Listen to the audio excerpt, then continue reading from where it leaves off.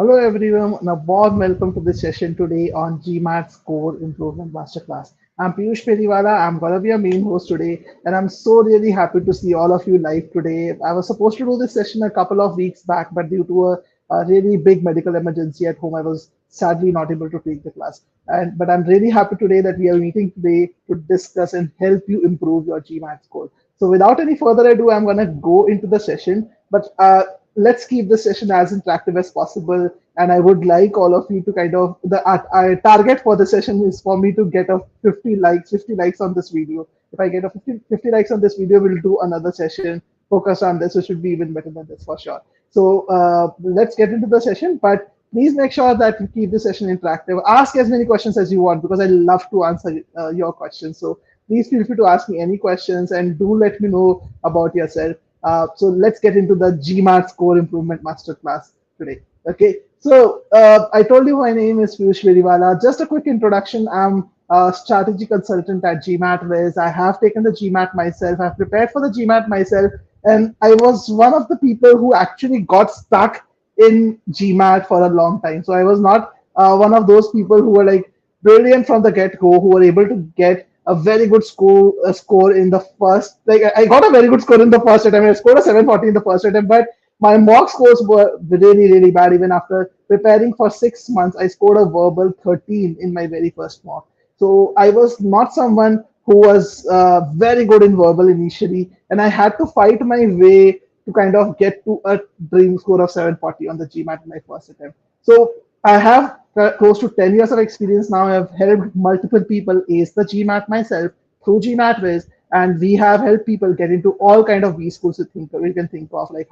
where is it, Harvard, Wharton, Stanford, INSEAD, you name a school, we have sent people to those schools, not just through GMAT, but also with their B school applications. So we have been in this journey for a long, long time now. So I'm going to share a lot of those unique experiences with you to help you understand how we can boost your GMAT score. So that's a quick intro about myself. If anyone of you wants to talk to me, I'll share the link to schedule a call in my calendar as well. But I would like to know more about you guys because again, the session is about you, right? The session is about your score improvement. So I would love to know more about you. So I have given 4 categories. I want to understand what stage of GMAT preparation are you currently. So I can actually pace the session in that way. I want to understand overall what is the sample size that I'm looking at today. What is the distribution of people? How many of you are new to GMAT? If you are in category 1, that you are just started your preparation or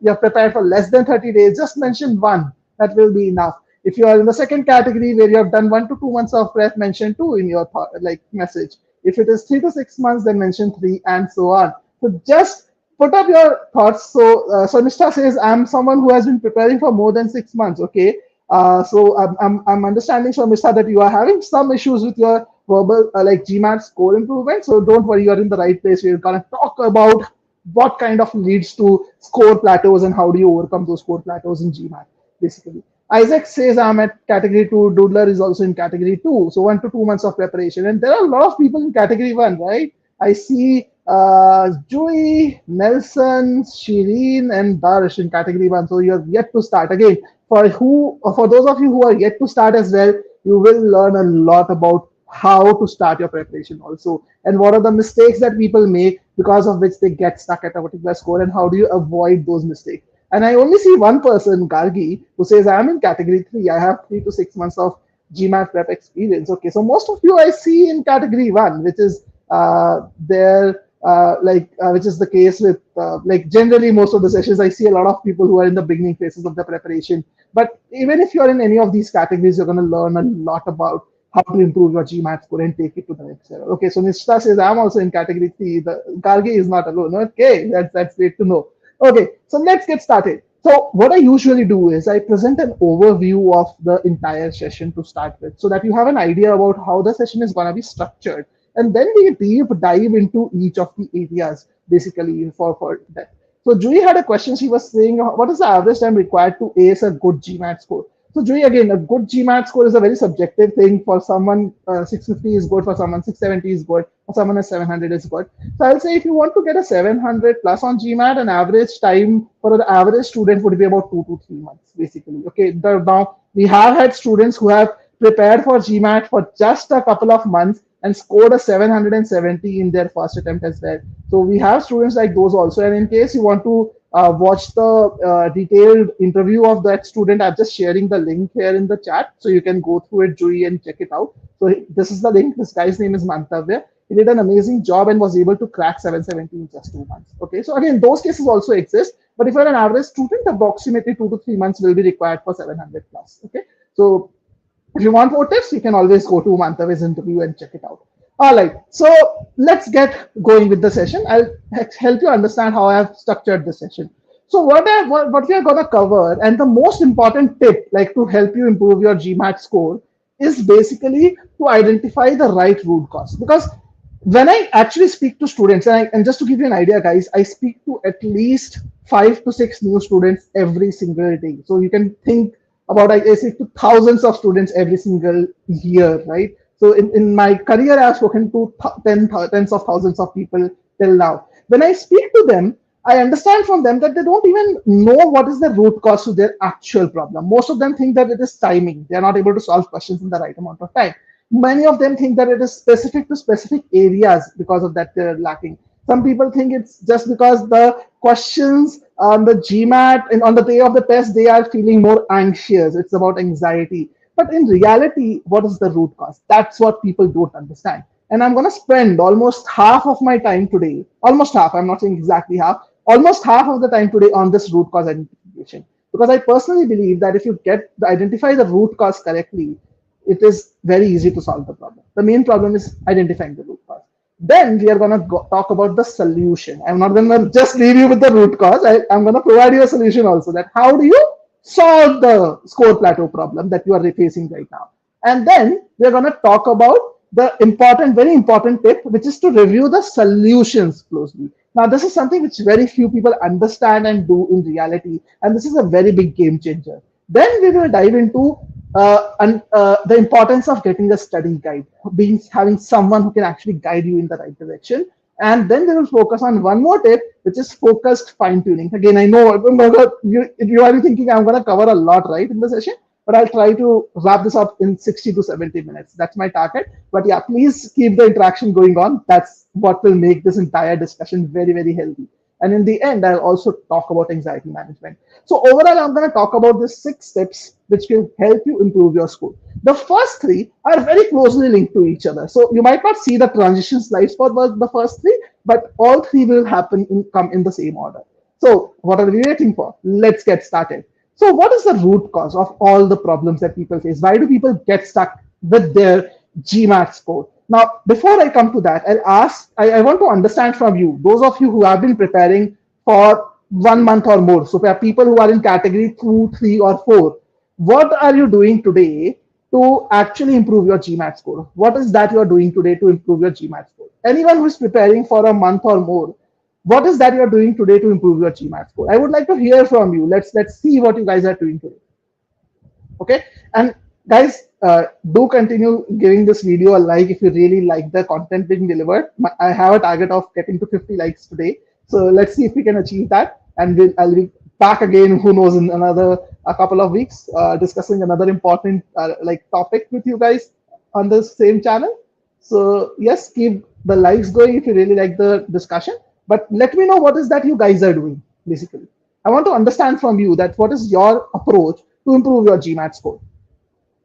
Okay, Nishita says only practice, practice, and practice. So she has focused on the word practice thrice. So that's a very common approach which a lot of people follow. So thank you so much, Nishita, for commenting. What about others? Okay, although I'm from category 1, but I have heard people maintaining error logs to keep a track of mistakes. That's a very good point, Jui. Actually, error logs really, really help you a lot. So that's a very good point you made. We are still learning the concept and using examples to understand the concepts I learned. So Isaac says, I'm in a slightly initial phase of the preparation. That's understood. Gargi says, giving mocks and analyzing my responses. Okay, so Gargi, another important angle Gargi has covered, mocks and analyzing the mock results and all. Ashok says, I've started GMAT Club practice questions. Nishita says, because all questions are unique from each other. So a lot of practice does make sense. I do agree that practice is definitely important, but how much and how is something that I'm going to discuss. So thank you so much, guys. Thank you so much, Joey, Isaac, Nishita, Gargi, all of you, Doodler as well, for the responses that you gave. And let's keep the responses going. I would love to see your thoughts at every stage. So what most students do when it comes to score improvement, the main thought process is that, okay, let's practice questions. Okay, the main thought process is, okay, if I practice makes a man perfect, so the more I practice the better I get. But that's something which may or may not help if you are doing that alone. Okay, guided practice, focused practice is the key, not just practicing. And many people just focus on taking marks, that okay, I've done the curriculum, I have understood the concepts, I have done enough number of questions, I have solved the official guide. Now my time is to take marks and analyze the marks and improve from there.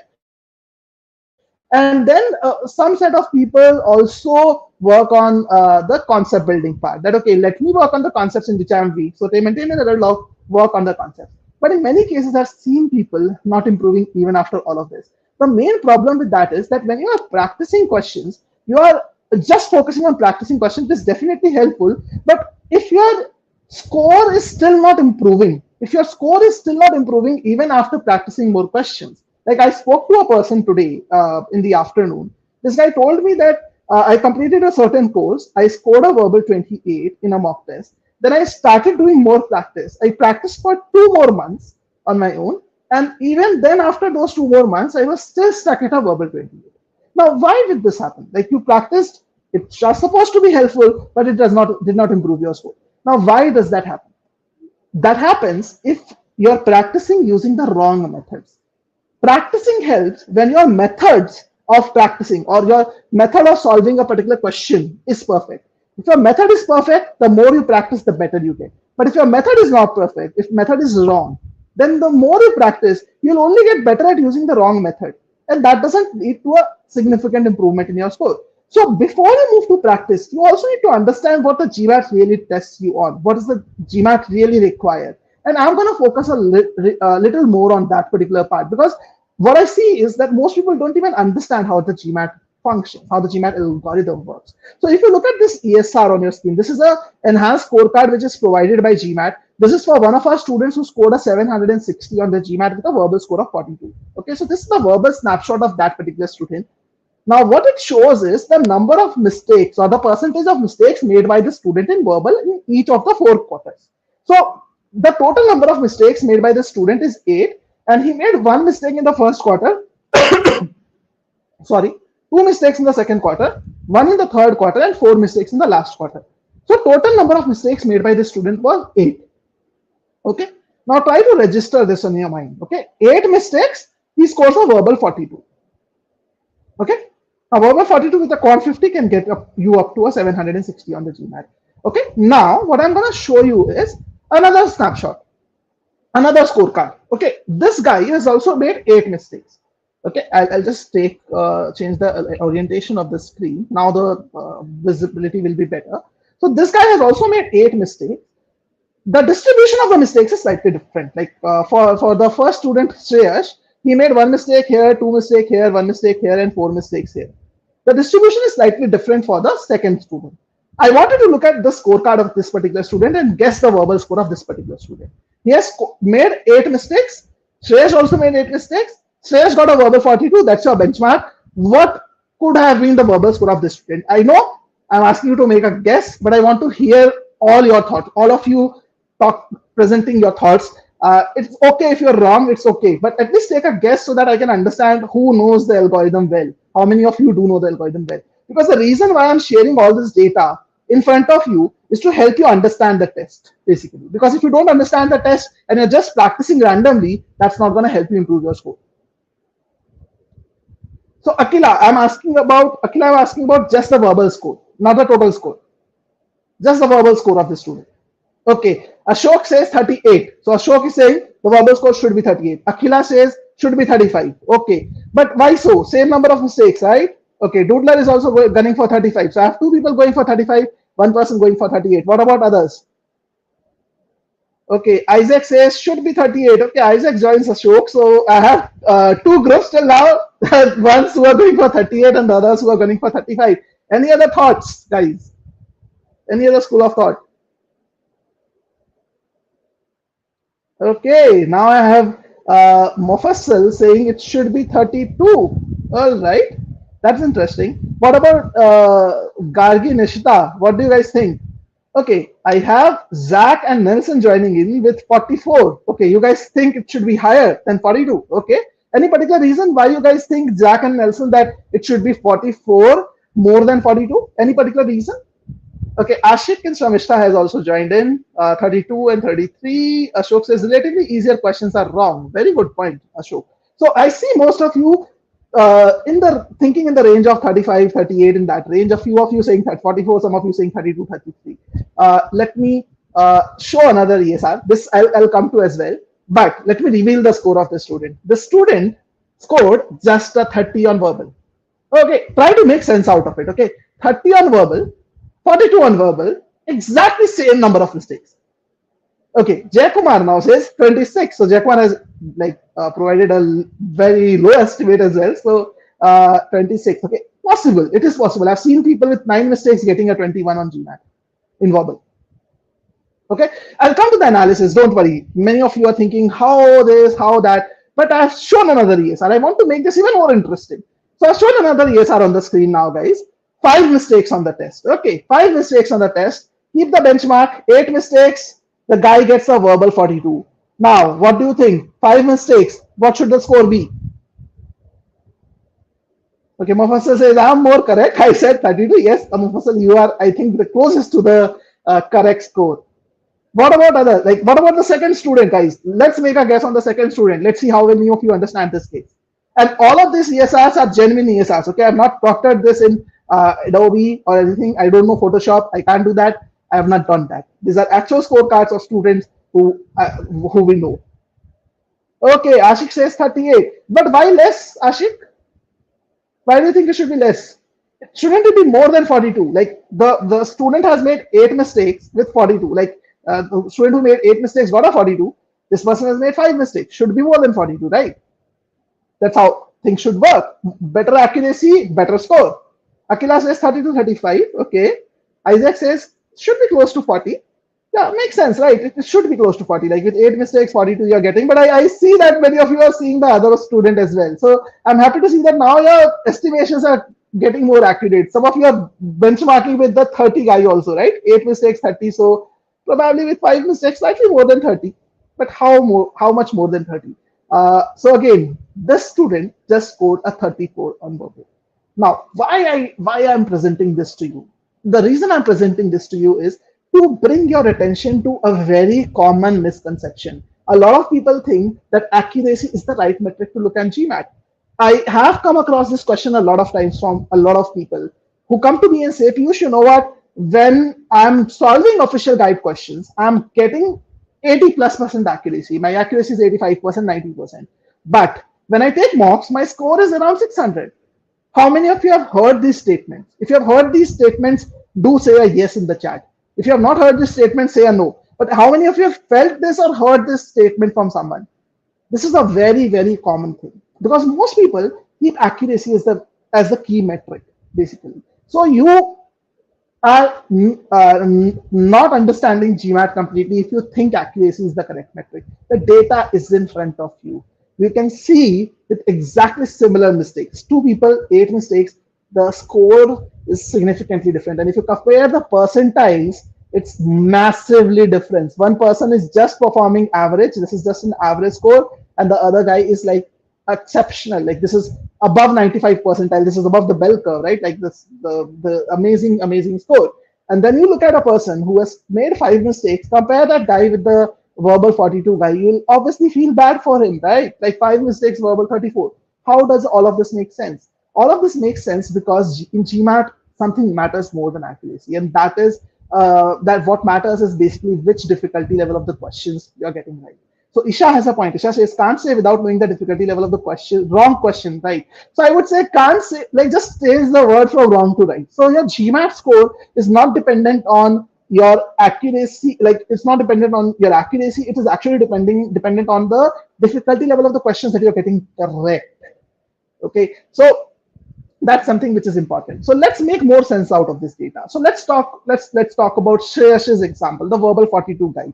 Okay, and again, I can't talk about his entire case. I know a lot of you want to know from Shreyash how he scored a 760 on the GMAT. I can't talk about his entire case, but if you want, you can watch this interview. I'm just sharing the link. You can bookmark this, watch this interview later for your reference as well, to know more about his case. But I'll just quickly share the analysis of this particular person, and I'll try to help you understand how the algorithm is actually functioning here. So what happened in this case is that when this guy started, if you look at this chart, it shows us the average difficulty level of the questions, correct questions in blue, and the incorrect questions in red. And it is showing us the average difficulty in the 4 quarters. So in quarter 1, this guy Shreyash made only one mistake. And by the way, Shreyash is right now a Harvard student. He's gonna graduate from Harvard next year. So this guy made just one mistake in the first quarter at the medium difficulty level. Okay, Ashok has a question about GMAT focus. I'll come to that later, Ashok, because right now let's focus on this particular thing. But GMAT focus is also supposed to follow the same logic. Okay, similar logic. Now, one mistake in question 1 at medium level. So what he showed the algorithm was that he is having a very high capability in tackling medium level questions. Let's use the term 650 level questions for this. Okay, so he showed the algorithm he had a very high capability of getting the medium level questions correct. So what happened, and the most important thing you need to understand was the consistency in medium level questions. So what happened was the difficulty level of questions moved to medium hard in quarter 2. Let medium hard, you can think of it as 700 level. So the algorithm now felt that we can try testing him on medium hard questions, 700 level questions, because he can get 650 level questions correct. Now, he got 5 medium hard 700 level questions correct in quarter 2. You can see this line like move to 700 level questions in quarter 2, and you see this line is, this dot is very similar to level at similar level to this line. So 5 medium hard questions he got correct. So the algorithm understood that he can easily get 700 level questions correct as well. Now GMAT started testing him on 750 level questions, basically like hard level questions, let's put it that way. So what I'm trying to say is that he was able to show GMAT that he is consistently good. He is consistent with 650 and 700 level questions both. He can get almost all of them correct. Okay, that's when the algorithm moved to 750 level. He was not able to get those questions right. He made 2 mistakes over there. The mistakes happened at 750 level questions only. And that's when the algorithm again like kept him at 700 level, 50 level in the third quarter also. He made one more mistake in 750 level. Algorithm felt that okay, probably he can't get 750 level questions right. So he was brought down back to 700 level again, but he did not make any mistake in 700 level questions at all. And because of that, the last quarter, the 4 mistakes that he made in the last quarter did not play a significant role. Why did it not make a significant role? Because a lot of people think that your score is determined based on the level that at which you end the test. Not really. It's not just that. It's also about the difficulty level of the questions that you're getting right. So what happened with Shreyash was that he was able to consistently get 650 level and 700 level questions correct. The consistency is the most important thing that you have to focus on, guys. Since he had consistent there, the algorithm did not penalize him a lot. The algorithm made sure that he gets the right score. So he scored a verbal 42 because of that. Now, if you compare that with the verbal 30 scorecard, the person who made 8 mistakes, if you compare them side by side, you will see that the correct questions were always in this range of medium itself, which was like 650 level only. In fact, in many cases, he had made like 4 mistakes in the 650 level also in the beginning. So that's why the score was low. That's what you need to understand over here. So what matters on GMAT is not accuracy. What matters on GMAT is your skill, the ability to get a question of any difficulty level correct. So if you're just practicing randomly and you're being very happy with your accuracy without considering what is your accuracy in the more difficult questions, and without considering the consistency factor is also very critical. If you're not taking into account those 2 factors, you're not preparing for GMAT in the best possible way. Okay, so what does a score of 700 plus really signify? To get to a 700 plus, you cannot go wrong with easy and medium questions, because again, remember Shreyas's example, he hardly committed any mistake in that level. You have to start the test right, but starting the test right is just a part of it. you need to also get the hard questions correct. So to get to hard level, you have to pass through the medium level. But once you get to the hard level, you have to get them right. So if you are looking at a 700 level, 50% accuracy will be sufficient for a 700 level. Okay. But if you are looking at a 750 level, let's say, you might have to look at somewhere around 75 to 80% accuracy in the hard questions as well. Like when I say hard, I mean 700 level questions basically. If you are looking at 760, 770, you might need to also get some of the 750 level questions correct also. Okay, so that's in short what matters on GMAT. So if you have gained certain understanding from this, do share your thoughts in the chat here. What is the learning that you have gotten from it till now? Okay, so do let me know if you have any thoughts here for the same. And like in thoughts, as in you have what is this understanding that you have generated from this? I would love to hear them that from you. And if you are liking the session till now, do give it a like and subscribe to the channel. I told you I have a target of what 50 likes. If I meet that, you'll see me again. So do give it a like if you have actually found something interesting and found something very insightful through the session. So do give it a like, and I'm also sharing a link to schedule a call on my calendar in case anyone of you wants to connect with me, discuss your progress, understand how the GMAT team can take your score to the next level. We have been we have generated the highest score improvement in the industry till date. So if you want to take our help for GMAT score improvement, do feel free to reach out to me as well. But I don't see any comments from you guys till now. What is your summary of this that I have discussed? Okay, Nelson says I have. It's very insightful. I have learned something new. But what is that new that you have learned? I would like to hear your thoughts. How have you understood this basically? So just to summarize, the main idea which I'm trying to propagate here is that GMAT is not just any ordinary test where you can just think about the accuracy overall. You have to think about the difficulty level of questions also. You have to be consistent with them as well. If one day your score is very good, another day your score is pretty bad, or one day you are doing well on hard questions, another day your score on hard questions is not great, you might not be able to get a good score on GMAT, because in GMAT consistency matters. It's an adaptive test. If you don't get the questions correct, it will face problem. Now I have seen a question from Ashok and community medicine also about focus edition. In the focus edition also, same thing is going to happen because it's an adaptive test, question level adaptive test. Same algorithm is going to work. Obviously, the scoring and everything is different, but at the end, the percentile scores will basically be decided in the same way. So whatever I'm telling you today, I'm using GMAT classic scores as a guidelines because obviously GMAT focus scores are not out yet. The test has not started, but whatever I'm telling you today will work equally well for focus edition as well. Okay, Isaac says I've learned that we have to make sure we spread out the errors we make, and this is based on difficulty level 2. That's a very valid point. Spread out the errors. More important is consistency. Now, what the main thing you have to focus on is getting consistent accuracy and that too in hard questions. Now that brings me to the next point, the core problem. The core problem generally is that when it comes to hard questions, people think of hard questions in a very different way. Okay, and again, I would love to ask you, how do you tackle hard questions? What do you think is the main solution to tackle hard questions? But again, we have been into the session for half an hour, so I want to just move forward with it a little. So I'm going to increase the pace a bit, but I'm going to ask you whether you agree with me or not on the core problem. So do say yes or no when I actually present the thought over here.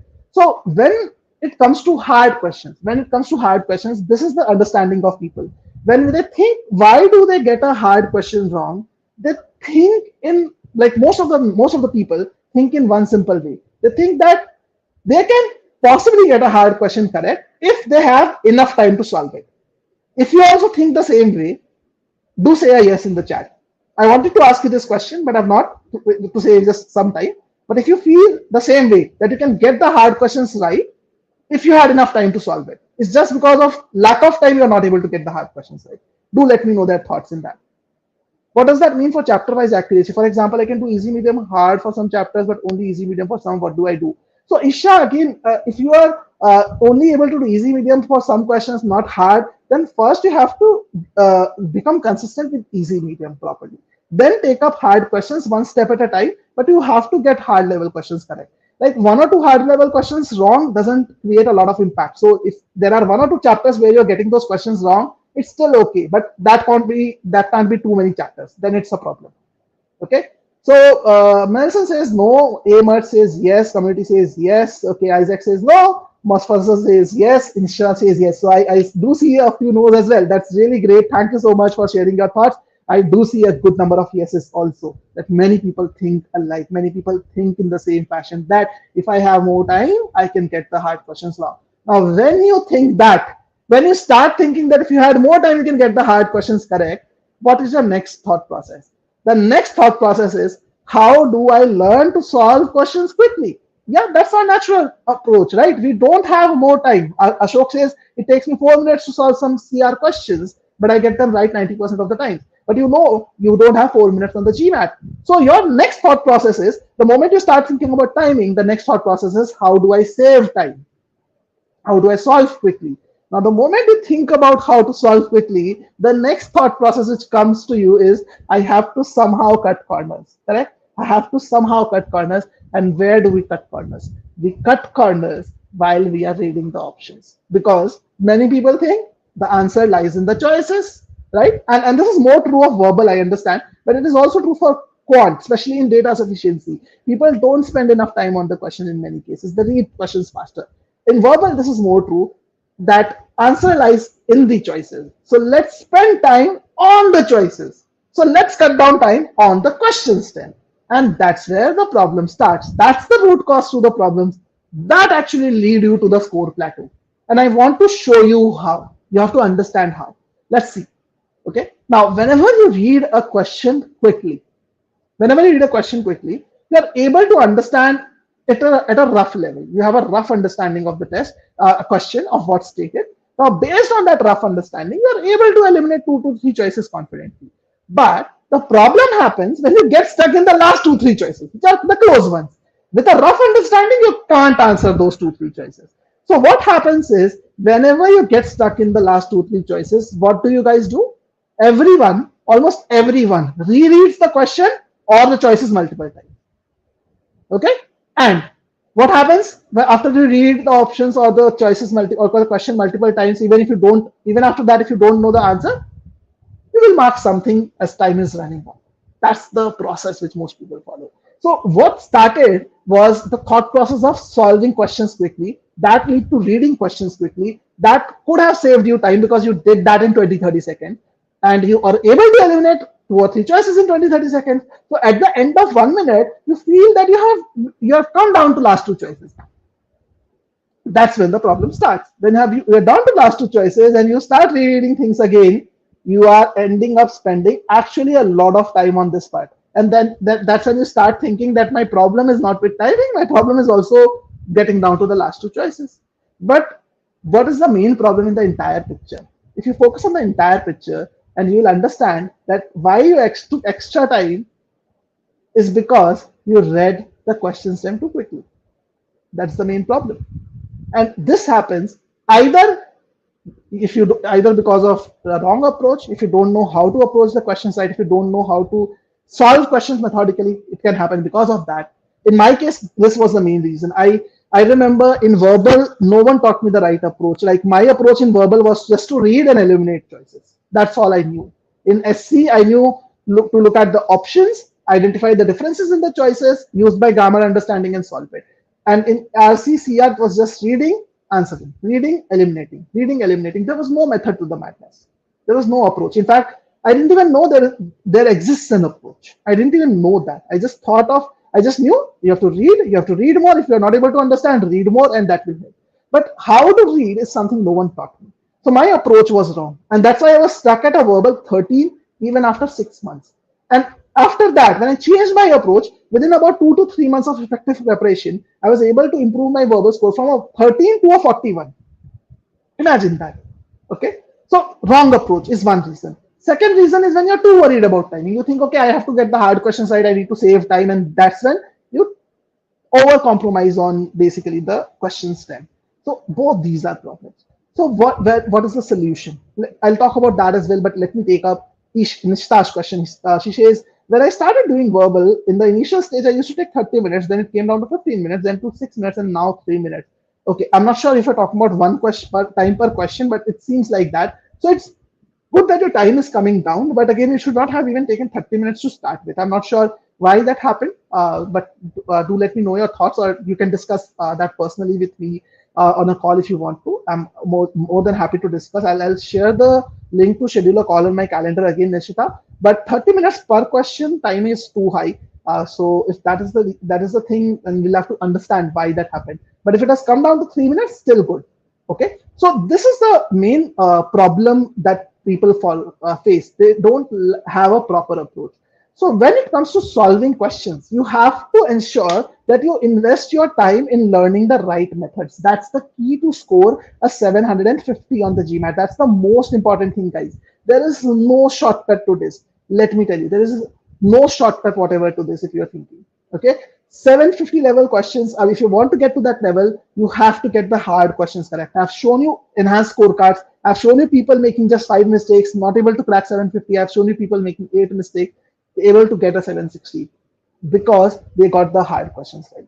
And the thing with hard questions is that shortcuts, or let's say faster methods that you see here in the industry, skimming and all. And there's a very big name in the industry which is actually running into a lot of trouble these days, who actually advocate that you can actually read the first line of a RC passage and the last line of a RC passage and pretty much answer everything. Skimming works in RC, doesn't work that way for hard questions. That works only for easy and medium questions.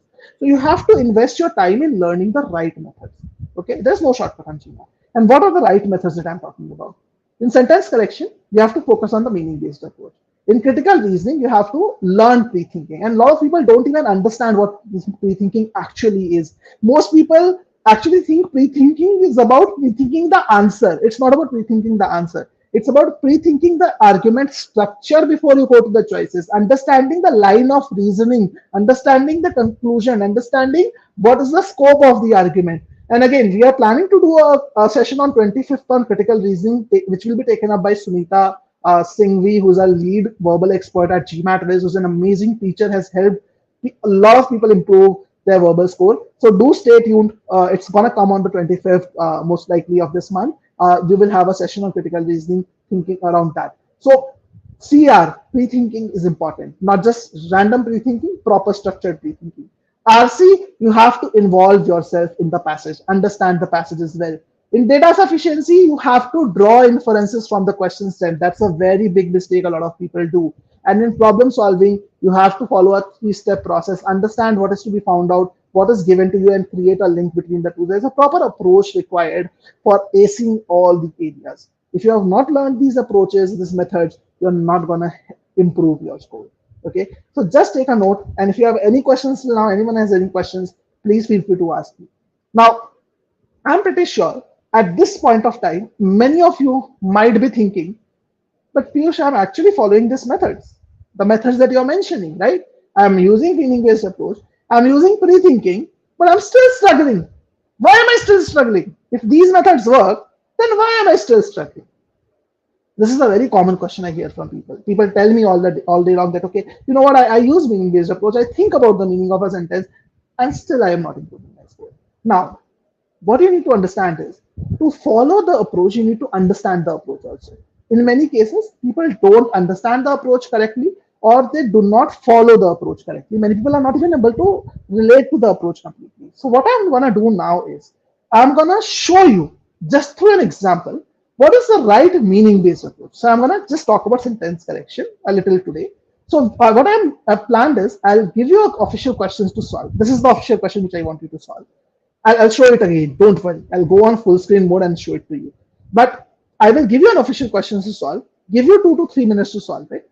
And please don't post your answers in the chat.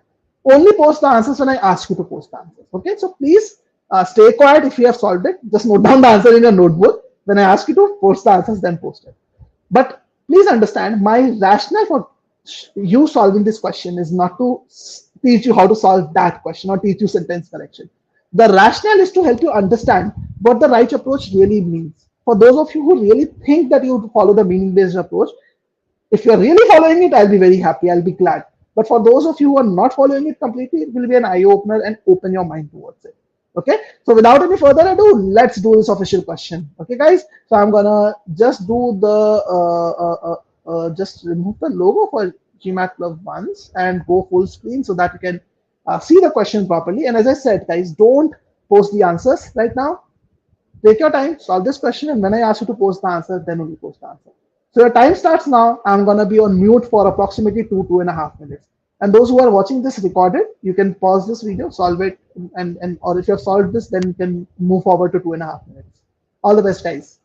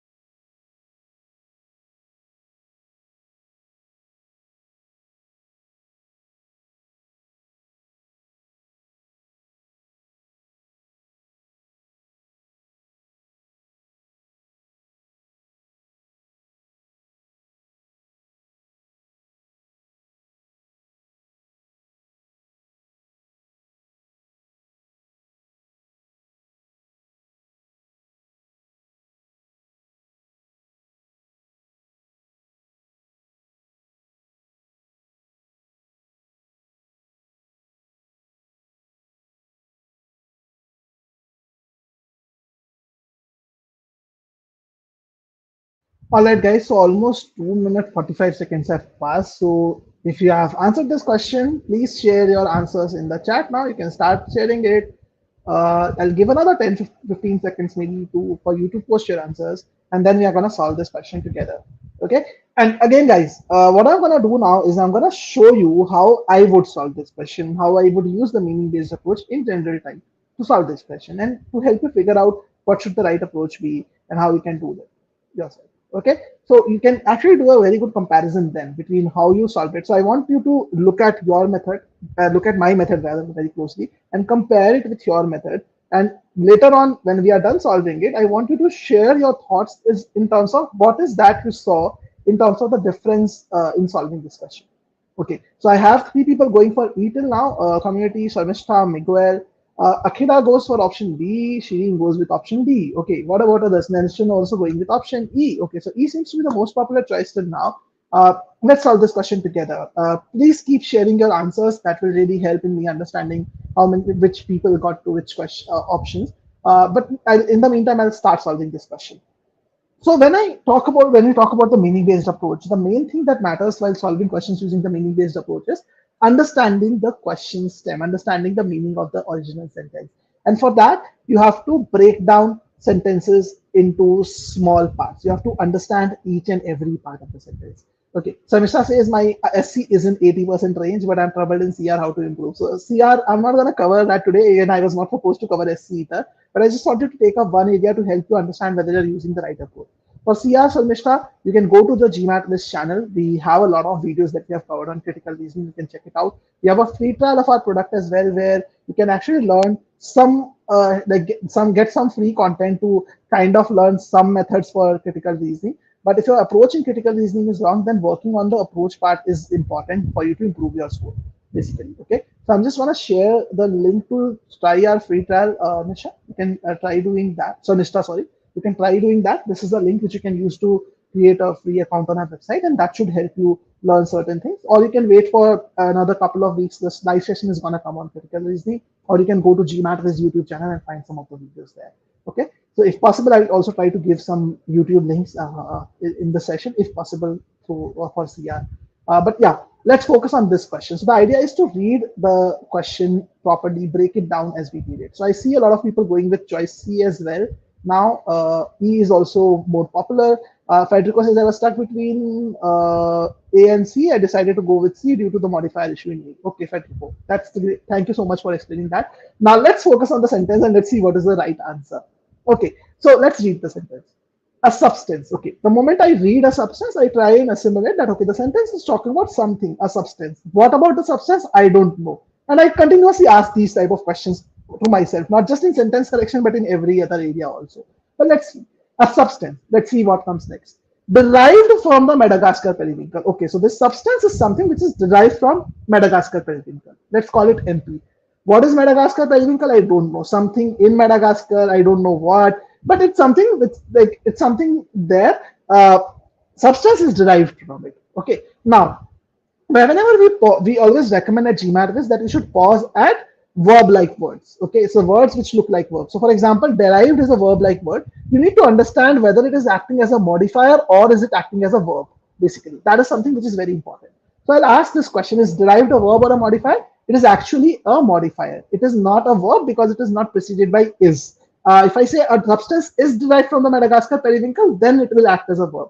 Now, there are certain tests that you can use to kind of understand when a ed verbal is a verb, when it is not, and that is something which we have covered in our free trial also. So if you want to learn that, you can use that. There is a proper test that we use. Here, I'm not discussing that because I'm not teaching SC today.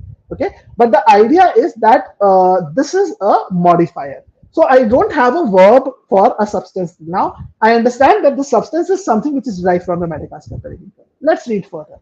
Which has proved useful in decreasing mortality. In decreasing what? Mortality among young leukemia patients. So it has decreased the mortality rate in some patients suffering from some type of disease. But what has proved useful?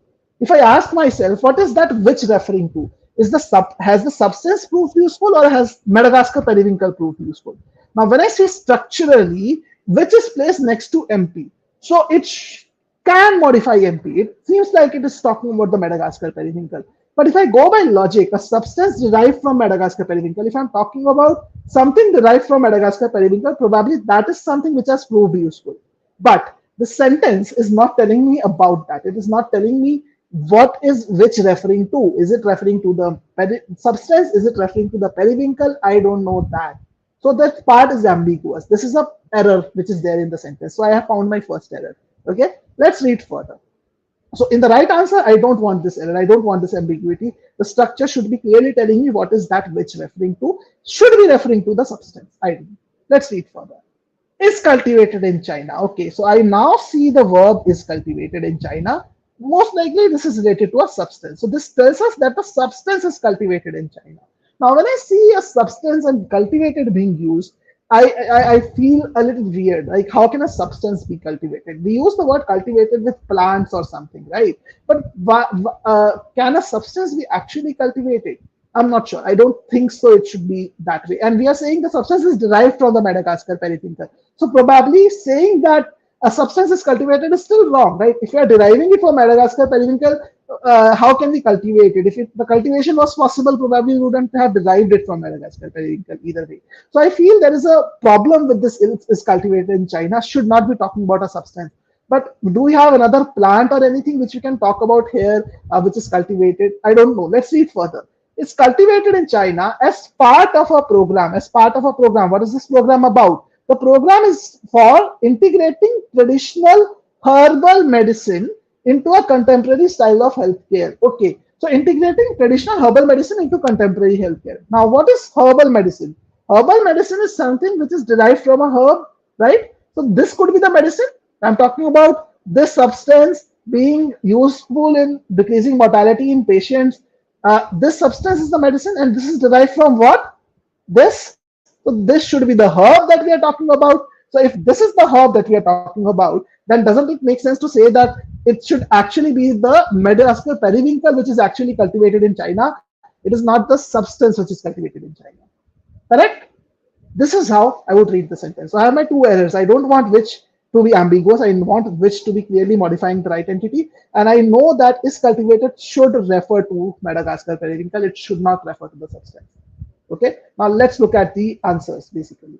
So this is the intended meaning. I've already talked about it. Let's read further. So in option A, we see what are the errors. Option B, a derivative which has proved useful. So this clearly tells us that the derivative has proved useful in decreasing mortality rate. But now it says a derivative is cultivated. So it still says the derivative is cultivated, which is not right. I need Madagascar periwinkle to be cultivated. I need a choice which talks about Madagascar periwinkle being cultivated. Now let's look at the next sentence. A Madagascar periwinkle derivative which has proved useful. So this part is right, but it again says is cultivated. So what is this cultivated referring to? It is again referring to the derivative, which is wrong. I need Madagascar periwinkle to be cultivated. Let's read further.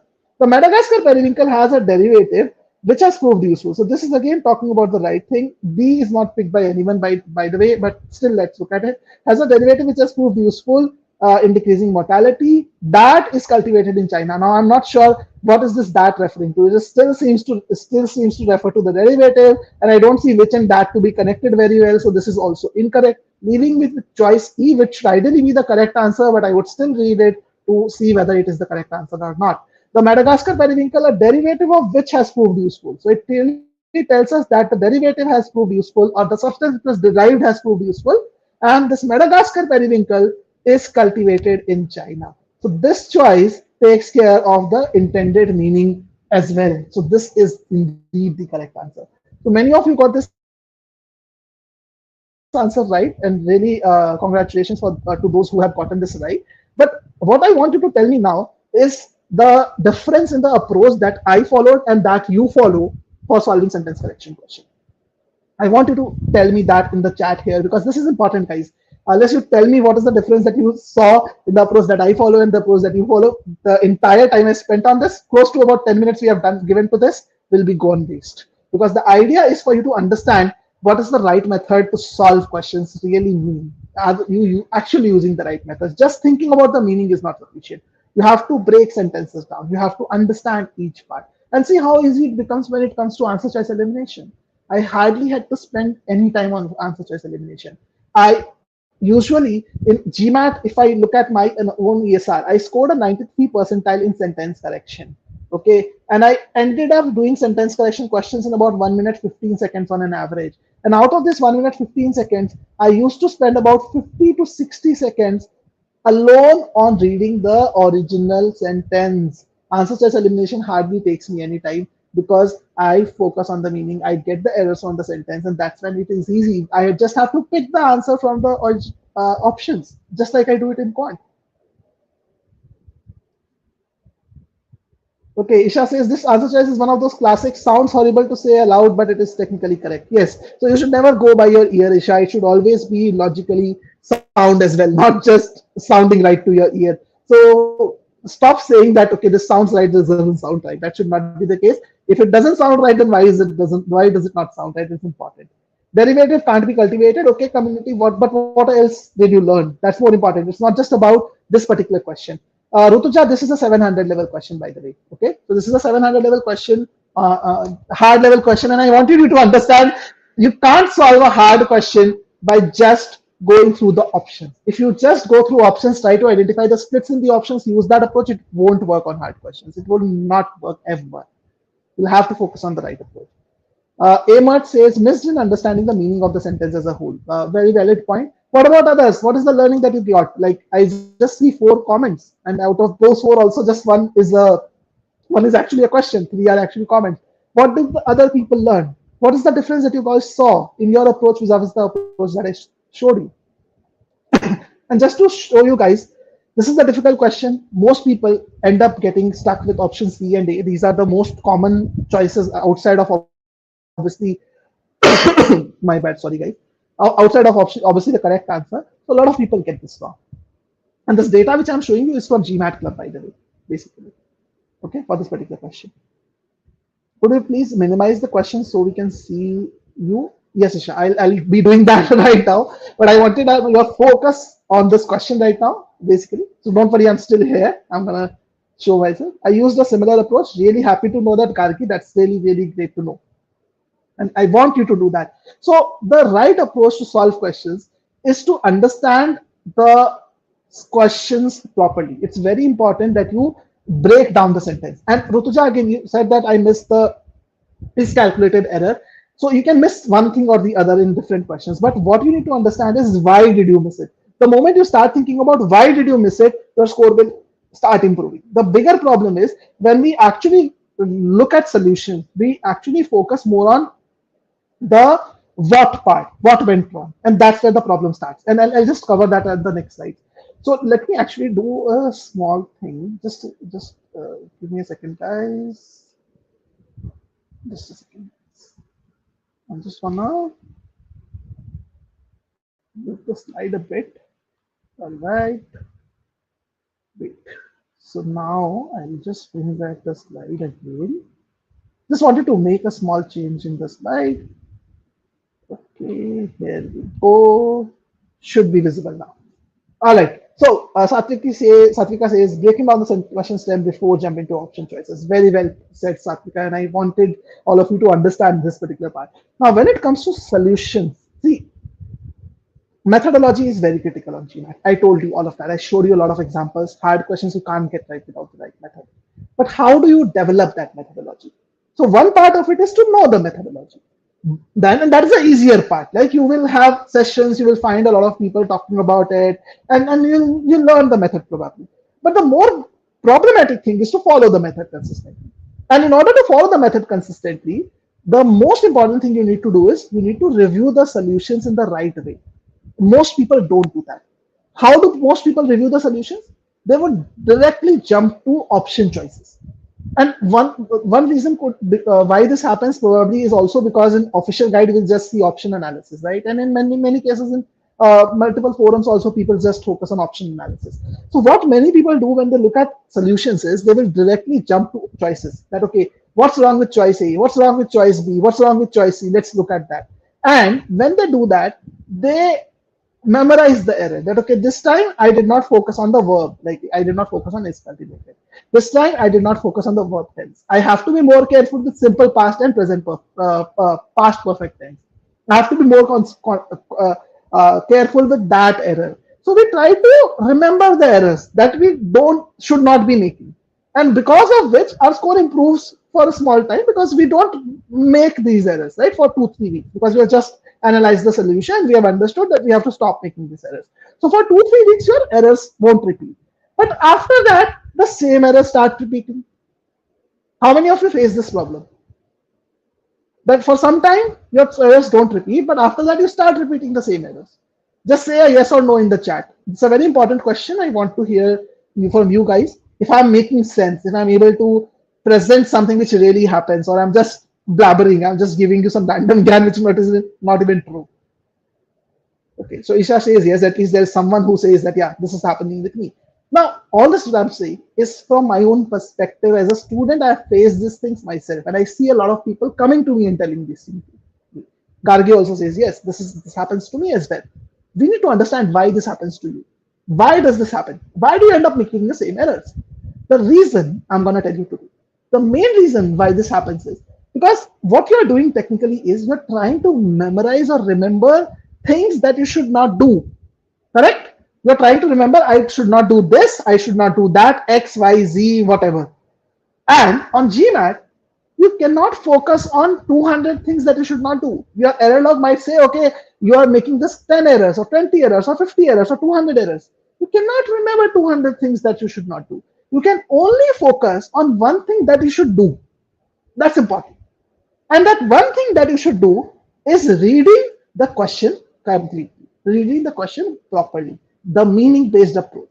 If you do that right, you will not miss the simple past versus past perfect. You will not miss the subject verb. You will not miss the pronoun agreement. You will not miss any of that because you're focusing on every element. You're not just focusing on the underlying portion. You're focusing on every element. You're understanding it completely.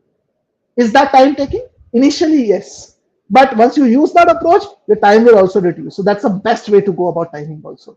Okay. So the main important thing to master the approach, to learn the approach, is to refer to solutions. You need to make sure that you spend time on solutions. And when you look at solutions which are consistently using the same method. Because if you are referring to one solution which uses a one method, then you refer to another solution which uses another method, you'll be confused. And the method should be logical. It should not be shortcut based. It should not be eliminating choices. It should tell you a logical method of solving.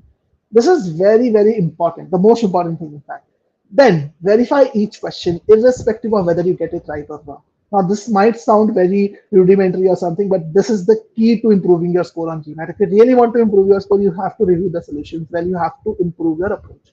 And make sure that you review each question, irrespective of whether you get it right or wrong, and spend your most of the time in the review part on the question stem, whether it is a sentence or an argument or a passage. Make sure that you spend time on that. Don't jump to options. Try to see what was your understanding. Try to draw the variances in your approach to with the right approach. Try to understand what is the gap. That is very, very important. Okay. When you do that, you will start building the right method. Now, many of you might be thinking, how do I do this?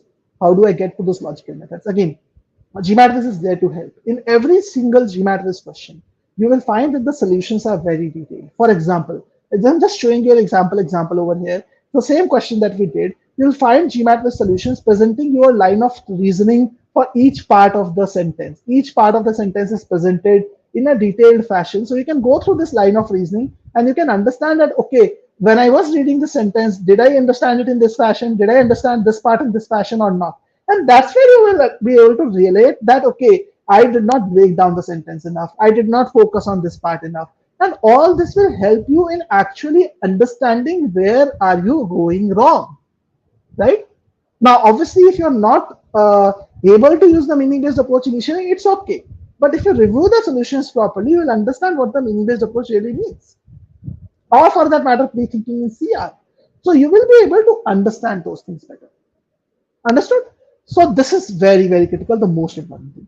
The next thing that you need to improve your GMAT score, I'm just shifting to the next, the fourth tip actually. So I've already talked about three things. Okay, the real problem is basically not focusing on consistency in hard questions, but rather focusing on more practice. That's problematic. And that happens mainly because of hard question accuracy is low because of the wrong approach. So solution is to learn the right approach. And third thing, to implement the solution in real time, you have to ensure that you review the solutions carefully every single time and match your line of reasoning with the solution. Okay. So the fourth tip to improve your GMAT score now is to get a study buddy or get a guide. Because when you're struggling with your GMAT score, it could be because of multiple factors. It could be because of simply concept specific issues. You might not be good at specific type of concepts. It could be because of module specific issues, that it is critical reasoning or reading comprehension or data sufficiency or word problems or algebra or maybe data insights, which is actually creating trouble for you. It could be difficulty-wise issues, that you are doing well on easy and medium questions, but you are not doing well on hard questions. Or it could be because of question types, that you are not doing well on data sufficiency, or you're not doing well on paragraph-style questions, where you have to read a lot of information. It could be because of poor timing. It could be other reasons also. But when you work with a study guide, they are able to give you that third person's perspective, because you yourself are so busy, engrossed in your own preparation. Sometimes you are not able to distance yourself and see it from a different point of view. So sometimes a study buddy or a guide will be really helpful. So either get a guide or get a study buddy, someone who has a complementary skill set who can guide you. And at GMATWhiz, we provide study guides to every single student. Study guide, you have a mentor support for every single student. We can help you out. You can schedule a call with your mentor every 10-15 days, understand from them where they are going wrong.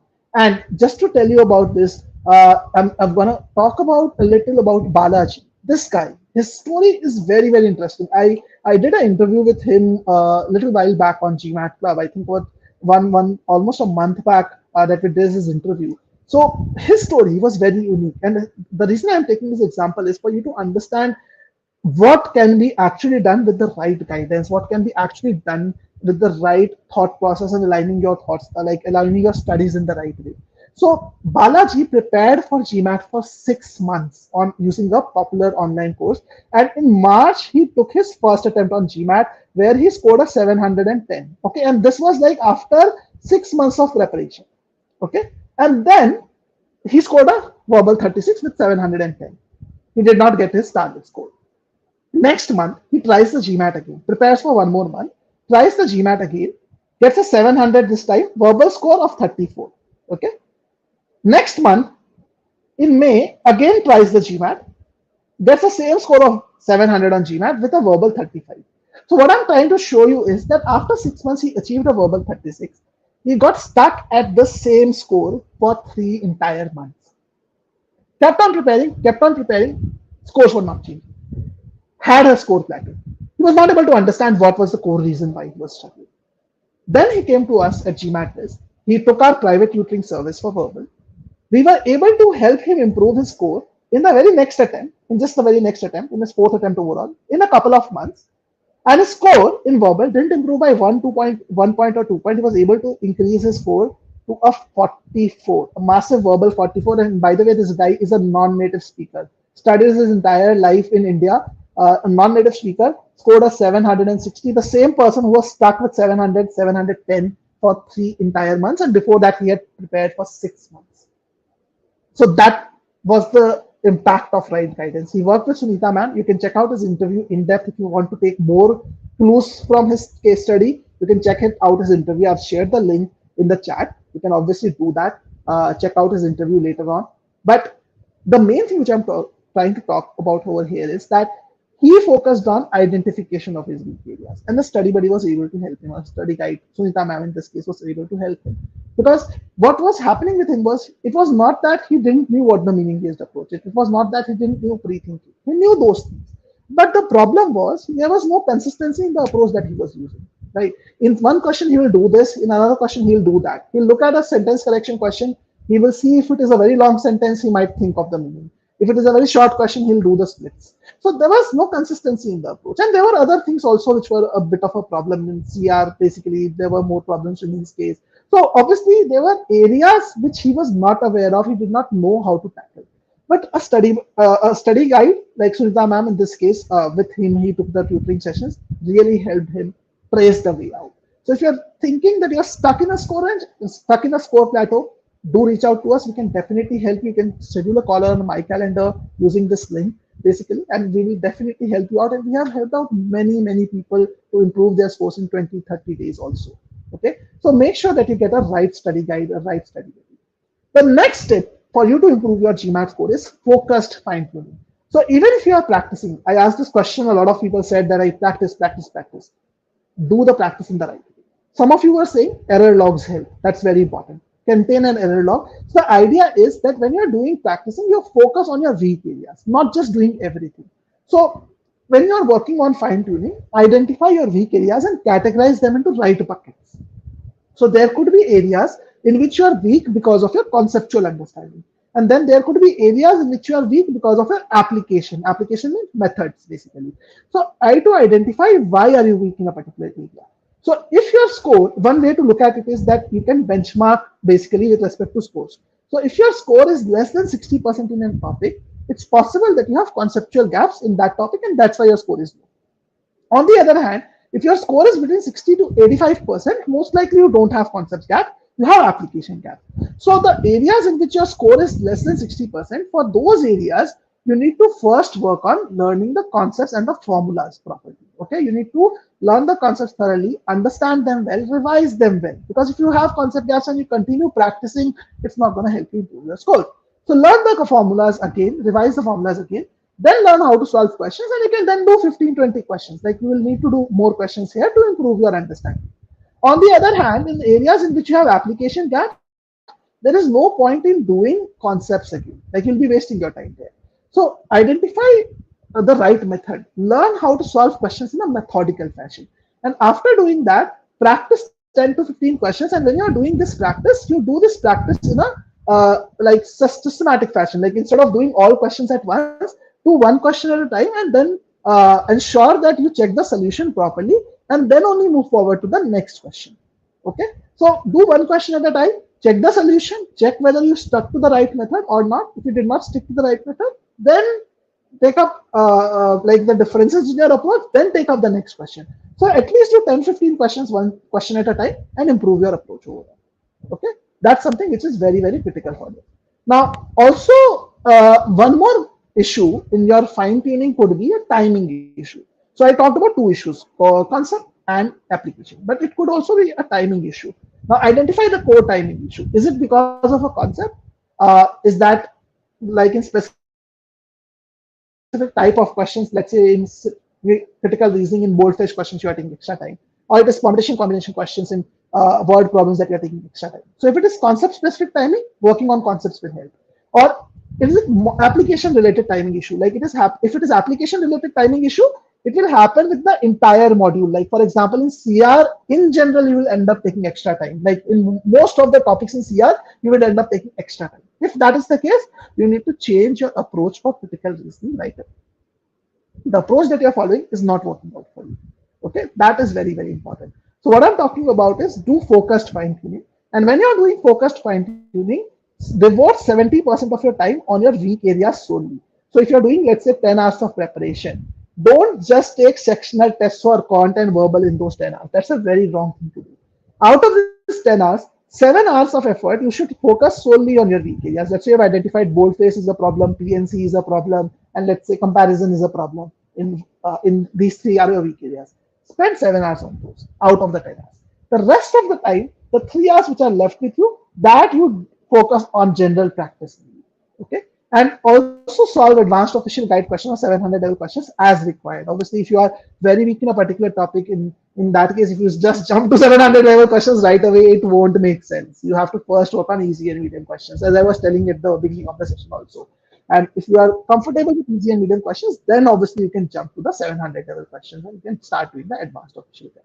Okay, and if you have any questions, guys, till this point, feel free to ask me. I'm more than happy to take up your questions. Please share your thoughts. Okay, the next thing which is very important for you to improve your score is the test day delivery. You have to ensure that you deliver on the day of the test, and for that, anxiety management is very important. And I tell this to a lot of people that GMAT is not just the test of your capability or your potential of getting content verbal questions right. It's also the test of your anxiety management. People who can stay calm under pressure situations can actually manage to get a good score on GMAT.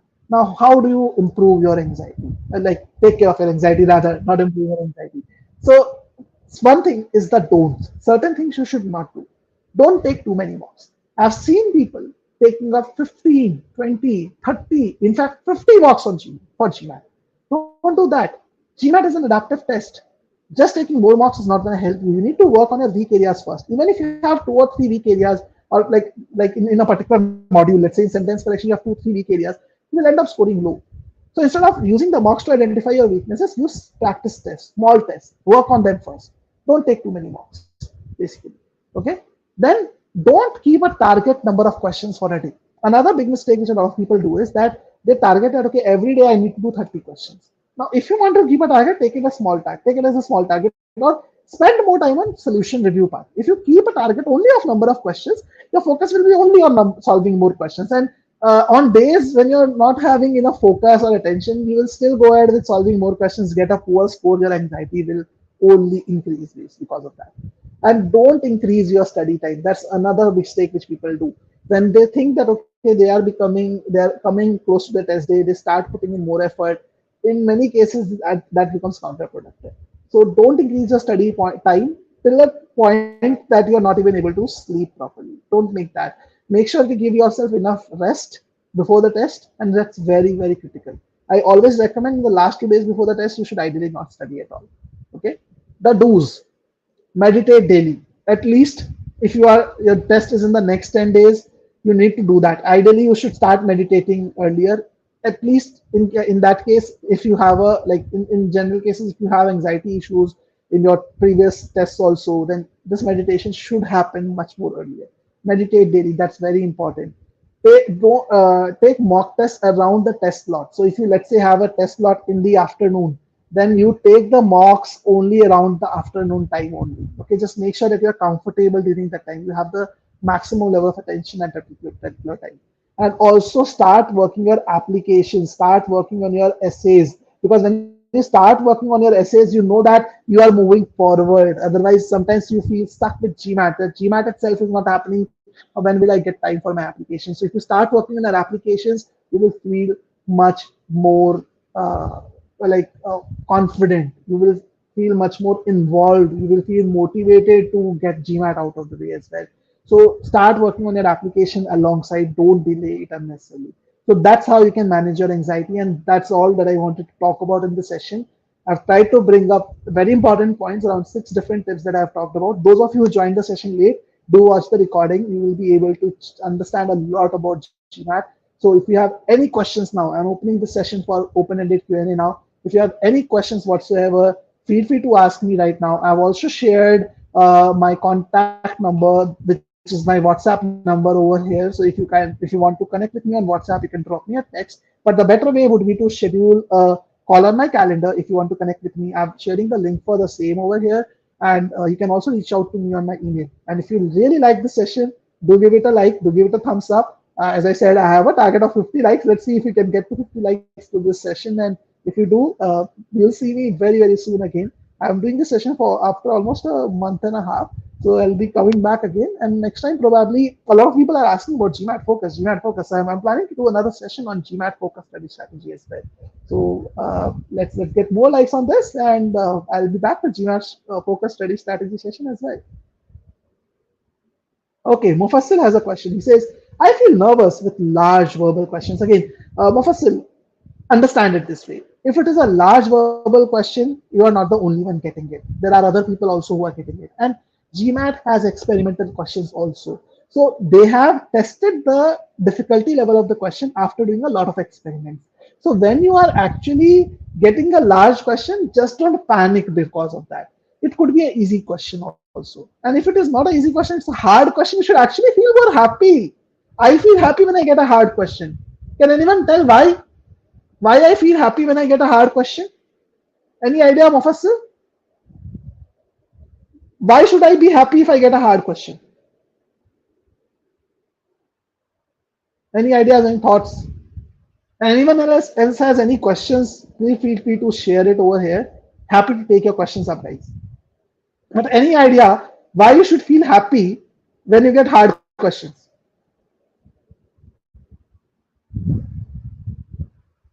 Really want to hear your thoughts here. Why you should feel happy when you get hard questions? Your score is in upper level because you're performing well. Yes, it's not just a learning opportunity, community. See, understand it this way. I'm taking a test to get a high score on GMAT, right? If I'm not getting hard questions, I'm probably not getting the high score. Hard questions mean I'm actually going in the right direction. So that's something which is very important for you to understand. Okay. So please don't make this mistake. Hard questions, if it is a hard question, you should feel happy. Okay.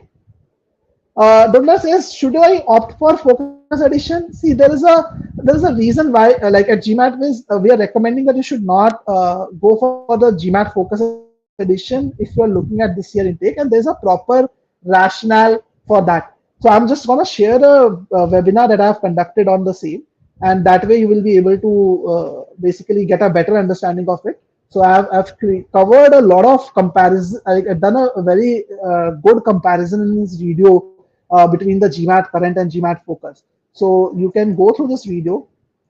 Should you go for, let me just type the link. So you can go through this video to understand this better. And if you have any questions, feel free to connect with me again on the email ID that I've shared and the contact number that I've shared. So this is the video that you can watch to understand whether you should go for the GMAT focus or not. So you should go for it in certain cases, in certain cases you should not. Okay, Gargi has the point. Gargi says, I've been giving quant sectional mocks recently. recently, but each time I'm getting the same score, I'm not able to cross that mark. But when I try to solve the same questions later, I'm able to solve. So, Gargi, again, there could be multiple reasons why this could be happening. One reason, the most probable reason, is that you're pushing yourself too hard when you're taking a mark, right? You're probably like overthinking, or you are, let's say, not overthinking technically, but you are rushing through the question stem. You're not reading the complete question stem, or you're rushing into solving the question. You're reading the question stem, but without thinking about the steps that you need to take, you're just jumping into solving the question, and that's when you end up taking more time.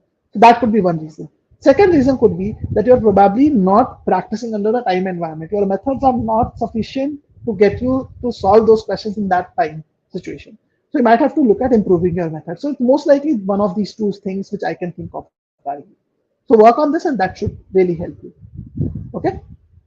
So thank you so much, guys. I don't see any other questions for now, but if you have any questions, guys, for me, feel free to reach out to me. I've shared my contact details on the screen. You can check out the like my calendar also. Book a slot on my calendar. Most likely not find a slot for tomorrow because my slots generally get occupied for 1 or 2 days in advance. But feel free to reach out to me using the link. And if you want to check out the GMATWhiz course, do check out the course by using this link for free. We have a free trial available, and I'm happy to take that up. Karthik is saying I scored a 716 GMAT Prep official mark for the 513 GMAT Club mark. Now there could be multiple reasons for that, Karthik. One reason is you could have known some of the GMAT Prep official questions during your practice, because that much of a drop is not supposed to be expected. You might have taken the test in slightly different fashion. It could have been an off day. There could be a multiple reasons behind this, Karthik. So please feel free to reach out to me. I would love to understand your case and tell you why this could have happened and how you can improve your score from there. Okay. So we'll look forward to talking to you, Karthik. So all the best, guys. I hope the session was helpful. As I said, if you really like this video, do give it a like. I'm looking at a target of 50 likes. I think we have 30 likes already by now. But it will be really great if you really like this video. Do give it a like and share it with your friends. And I'll be back soon talking about the GMAT focus next time around maybe. And let's take that up really soon. So all the best, guys. Enjoy the time that you have left in the evening. And yeah, it's Monday, so it's still a lot of work to do on your workplace as well. But make sure that you're studying daily for GMAT, like maybe half an hour a day also, but at least studying daily. That's very important to build the right habits. Okay, so see you guys soon. All the best. Have a good day ahead.